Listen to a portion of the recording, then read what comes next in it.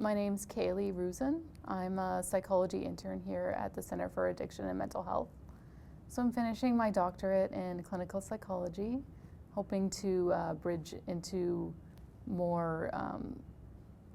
clinical psychology with persons with disabilities. So disability is a very complex and broad term, and I do think that most of our training and exposure to disability as healthcare providers is through the medical model, which is understanding disability as some sort of physical or cognitive or sensory impairment or limitation in some ways. So the message is that a person with a disability is abnormal or limited. But there's a lot of different ways of looking at disability, so I'd like healthcare professionals to kind of be open to looking at other models of disability. So what are some of the value that we can see in disabled persons' lives, like from a cultural model or a social model of understanding that often the problem is not in the disabled person per se, but rather in a society that does not accommodate their different ways of moving throughout the world, of talking, of communicating, etc. It's so important for me because as a person with a disability, I've experienced this, and also within my field, I feel like psychology doesn't really do a good job of training therapists or other mental health professionals on how to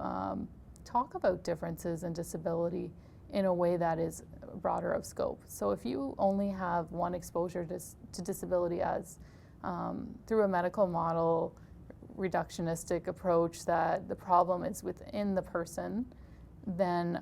of course when you meet a person with disability, you're going to have a very limited understanding of their experience. You might feel bad for them, you might pity them in some ways. It might be really difficult for you to imagine being in their position, or difficult for you to imagine that they have a fulfilling quality of life, let's say, because of your own biases around that people should be independent, people should be productive, people should be dignified. Like there's all these ideas around what is a good quality of life, and having a medical model or understanding of disability really limits you to what is possible to have a good quality of life with a disability. So I think that disability has become one of those taboo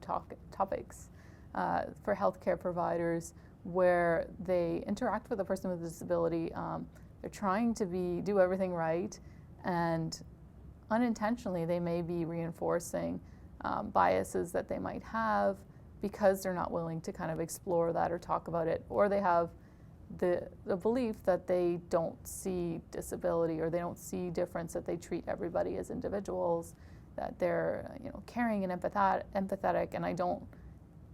I'm sure that they are. And a lot of times what happens is, because they're not willing to go there, or they're not willing to consider the disability, they may either overestimate the role of the disability in the person's life, meaning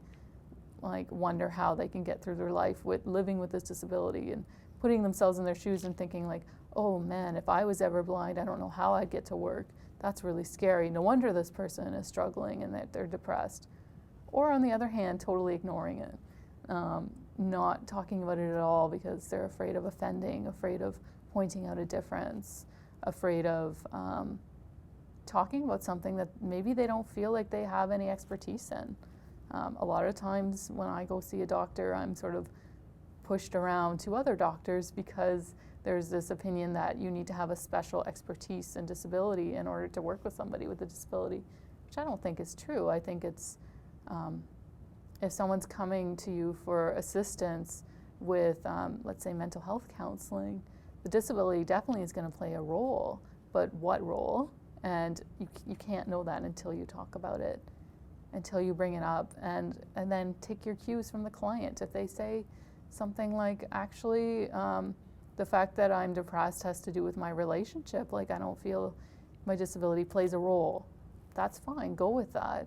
And maybe you'll find that it comes up in some other ways, or maybe it won't come up at all, but not addressing it and not talking about it, you can sort of put in these small little biases that might impact. So if you assume, for example, that a person with a disability is depressed because of their disability, then you might overlook a whole social aspect, or that they don't have a relationship, which is often a bias for persons with disabilities, that they're asexual, so then not asking about their sex life. That could be another example of how bias can come out and impact your treatment, but